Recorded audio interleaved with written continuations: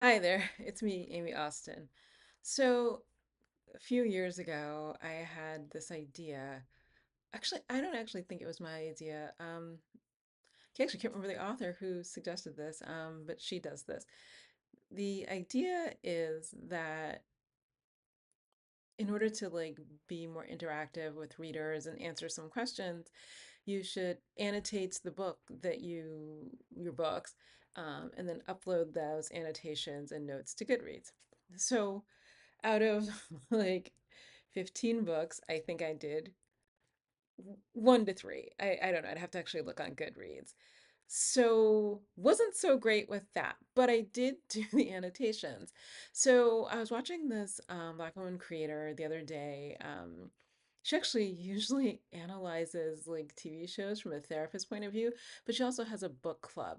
And what was interesting is that she was going over her notes from a book, actually, The Let Them Theory by Mel Robbins. And she was going over her notes while she was talking about the book for the book club. And I thought, oh, that's so super interesting. I have a lot of notes, and I am, well, okay, I always have the gift of gab. My books are really long. I obviously have a lot to say, and say it in many words rather than few.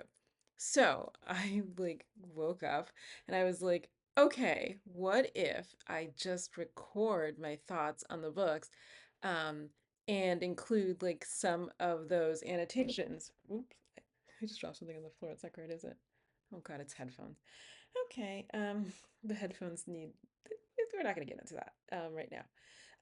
So like these are like, for example, this is Judged. Oh my God, that's chapter 47. So I did get all the way through because it's chapter one. I got all the way through the annotations for this book and include notes. And I'd like to sort of talk about that with you. To make a long story long, many, many years ago, actually, so in 1996, age.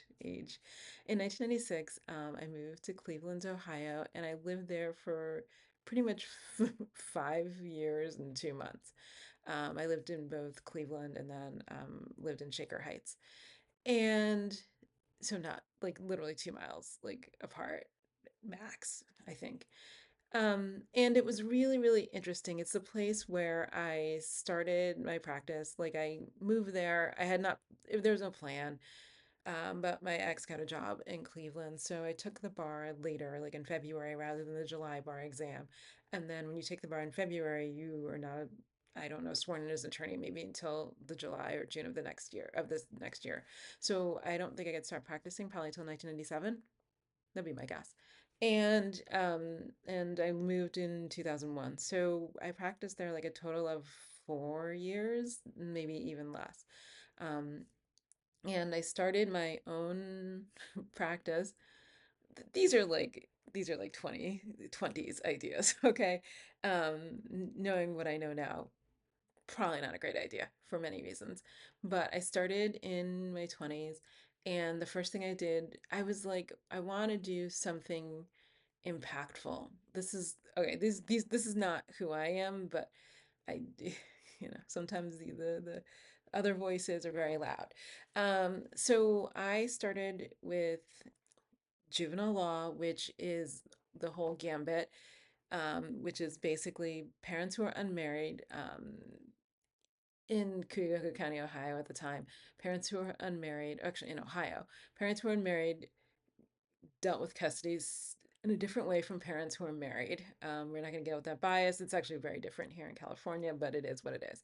So in juvenile court, it was parents who are married for custody, the regular normal custody issues, abuse, neglect, and dependency, children who were abused or neglected or just dependent, which means they just nobody was caring for them, and then juvenile crimes, because people who were the law has changed somewhat about this, and it's different in different states, but historically, the idea was that people who were under 18 were not responsible adults and did not have full frontal lobe development. We still know that. So they were not tried as adults, and their crimes were adjudicated in juvenile court, which usually included lesser punishments, expungements, things like that, and were much more rehabilitation focused. Um, So I did that, and then I also did just regular like divorce and custody, but that's excuse me, domestic relations court, and then also felony criminal in the Justice Center downtown Cleveland. Let's say this: there are both misdemeanors and felonies. Misdemeanors, well, it's usually like DUI, and then any crime where it's like the fine is low and it's usually less than a year imprisonment is the top like punishment. But like it is like this is why the whole like, this is the whole premise of the Lincoln Lawyer. But in Ohio, all felonies were like one court, which is great. But if you did misdemeanors, you had to drive from like one little municipal court to another, to another, to another, in all the little cities and towns surrounding Cleveland and Cuyahoga County. And I guess you can do it in all sorts of counties. I don't do that. I don't like to drive. I'm not the Lincoln Lawyer. I didn't have a driver, wasn't going that route. So I mainly did felonies because they were in one courtroom and they paid more. And it gave me the opportunity to do jury trials, which. So all that said, um, I, all that said, that was sort of the pool that I jumped in. What, okay, what I knew from life and even law school was that justice, there's a lot of politics in justice. And justice is not fair, not always fair. I don't know, maybe sometimes it's fair. Um, and it is in, an imperfect system. What I hadn't been before then was part of an imperfect system.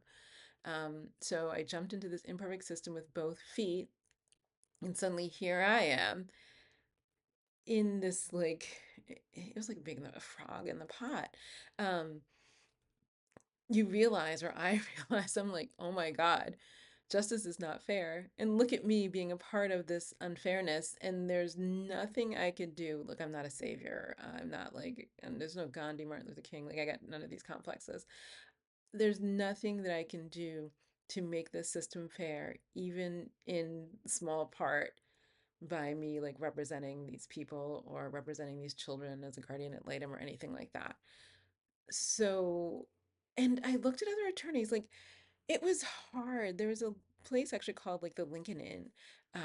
And a lot of it's closed now, but it used to be in Public Square downtown. And occasionally I went, and there were lawyers there and judges there who I don't think they would say the system was unfair. And a lot of people really sort of felt that they were doing their best with what they got, but they were also like drinking every day. And I was like, if that's what it takes to work through the system, I don't know if I want to do that.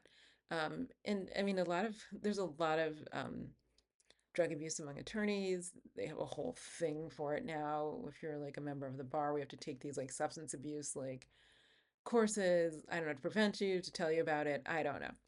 But that looked hard. And I had, be frank, the privilege to not do that. So I say all that to say that those like few years there really impacted me in a way that led to clearly like 15 books. Um, so I developed this character, Casey Court, and it was like, in retrospect, because I started the books in the late 90s, the first book, Judged, was not published maybe till 2014. Yeah, because the romances came first. And it was sort of my way, I think, to sort of get all my feelings out about the politics of justice. Um, and I started with the first book, which was about the child being caught up in the foster care system, because it was so hard to be in literally the same courtroom with the same judges who were like consigning children to foster care and then like 10 minutes later adjudicating crimes or juvenile offenses for children who were in foster care and blaming the system that they put the children in. Like it was just, I was like, like it just, I was like, Anybody paying attention here? Anybody paying attention here? Do you not see like the deep irony of what is going on? And I don't know if people did or not. I didn't really talk to people about it, I think. But it was what it was. Okay, so I've gone on a long time to say that over the next few days, weeks, months, who knows? Who knows? I mean, I'm also doing the podcast, so there's that. But I plan to talk about each book, the annotations, and sort of like, let me see. I'm sorry, I'm looking at this. It's like this cover here, but I plan to talk about like each book, the annotations, and just like what I was thinking or the stories behind the stories of the Casey Court series. I should have done this. I think last year would have been the 10th year anniversary, but actually, I'm coming up. This is the thing. I'm coming up to having like 1,000 reviews of Judged, and I mean, despite like tens of thousands of downloads, not a lot of reviews always. I get a lot of emails with people's real thoughts, but I don't think those always translate to reviews. So I'm coming up on 1,000 reviews of Judged, and I've been thinking of that like sort of as a milestone to like you can see like it's a 4.1 average of what like 1,000 readers think um, about the book, and it's really made me think more about sharing some of like what went into the writing of each story. And with that said, I'll start with Judged. And that'll come to you later. I think the playlist will be up on YouTube, um, maybe Instagram. I don't know, maybe TikTok, but in smaller chunks. And the playlist on YouTube will be The Politics of Justice. So let's go.